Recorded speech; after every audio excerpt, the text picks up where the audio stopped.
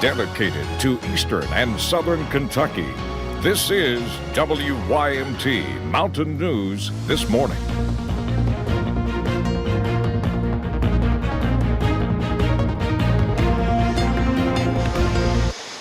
Good morning. Coming up on 5 o'clock on this Friday, it is June the 5th. I'm Brandon Robinson. Lacey will be along in just a second. Thank you for joining us for Mountain News this morning. A soggy start to the day across parts of the area. Let's take a look at live pinpoint Doppler radar, where we're seeing again heavier bands of showers down toward I-75 right there, Rockcastle County, down toward the Kentucky-Tennessee border there. McCreary County seeing some of those back over into Pulaski. And then a couple have moved out of parts of southeast Kentucky into southwest Virginia there. Lee County, Wise County, seeing some of those this morning, and also back up toward the I-64 corridor going into West Virginia from Lawrence County up toward Ashland and Boyd County there, all the way over to Charleston. There's some dense fog this morning, so be careful of that across a bunch of the area. Lots of areas less than 1 mile visibility there. Logan, Pikeville, and Harlan all seeing less than 1 mile visibility this morning.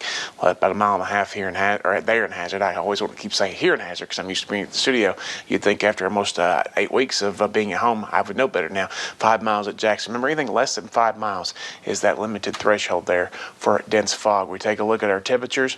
They are basically in the 60s this morning area-wide, so that'll be a touch cooler when we bring up that 24-hour graphic here in a little bit, but you're seeing 66 Hazard and Harlan, Somerset 2, 68 up toward Ashland and down toward Moorhead, and then in Prestonsburg as well, 64 in Wise this morning, close to 70 in Monticello, so just a touch warmer there. As we head to the out-the-door forecast this morning, we're going to continue to see again possibilities for some warmer temperatures. They are getting into the low 80s this afternoon, but those chances for scattered showers and storms will linger. The rest of the forecast is on the way here in just a few minutes. Lacey. Thank you, Brandon. And Governor Andy Beshear says that it's too early to tell if a new uptick in COVID-19 cases will impact the Commonwealth in its downward trend. He announced 295 new cases during a shorter news conference yesterday. 8 new deaths were also announced, and more than 10,700 Kentuckians have contracted the virus. The death toll is now up to 458.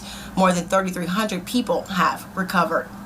And a bit of good news out of Jackson Manor in Annville. Jackson County Judge Executive Shane Gabbard took to Facebook yesterday to announce that the nursing home is now, quote, COVID-19 free. Gabbard says the last negative case came in yesterday. They are now organizing a drive-thru parade for next Friday at 3 p.m. And with guidelines from the Center of Disease Control and Kentucky Board of Education, school officials are beginning to plan for the upcoming school year, but putting a plan in place has been a little bit difficult. Superintendent of Floyd County Schools, Danny Adkins, created a survey for parents and staff to help with the decision-making process. The survey is made up of 11 questions asking parents whether they prefer in-person classes or online learning for their students. Adkins says no matter the choice, they are prepared. Floyd County was already one-to-one initiative on devices from the 5th grade to the 12th grade.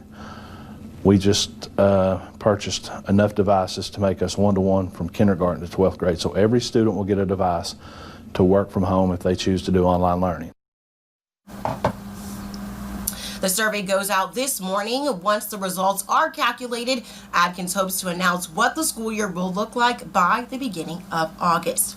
And yesterday, even in Corbin, people gathered at Nibrock Park for another Black Lives Matter rally. They lined the streets of Main Street, and the night was actually peaceful. It was the city's third protest, and the organizer of the rally says it is important for small towns to step up and speak out. And it's all about just showing support for the people of color in our community and to show our disdain for the wrongful and unjust murders of Breonna Taylor, George Floyd, Eric Garner, Ahmaud Arbery, countless others. Just enough is enough. And as the protests continued on throughout the evening, people driving by honked their horns along Main Street in support of the movement. And Louisville Mayor Greg Fisher ended the city's curfew. Fisher says that he received concerns about the curfew and that it was an inconvenience and not evenly reinforced. He says it helped identify peaceful protesters and allowed officers to be where they were needed. Louisville police also released a video of several incidents of looting in the past few days. And troopers from a local Kentucky State Police post are heading to Louisville to assist officers there. KSP Post 10 received the call yesterday and is sending several troopers up. Post 10 covers Knox, Bell, and Harlan counties. The Lexington Police Department is making some changes to a controversial policy at the center of Breonna Taylor's death. The no-knock warrant was being conducted the night Louisville officers shot and killed her. Now Lexington Police Chief Lawrence Weathers says a layer of approval is being added to their policy. Yeah, I don't think anybody can argue that it does happen disproportionately, and that's something that needs to change. That policy also states that once they're inside, ununiformed officers must continually announce that they are police. Louisville police have said that they identified themselves, but Taylor's neighbors said that they never heard anything like that the night that she was killed. Well, thank you for getting your day started with us here on Mountain News this morning. Coming up, scientists think that they have found the world's cleanest air. We'll tell you where it's at. Hazy, hot, humid conditions continue today, but they'll die down a little bit as we head toward the end of the weekend. We'll talk about it in about 3 minutes.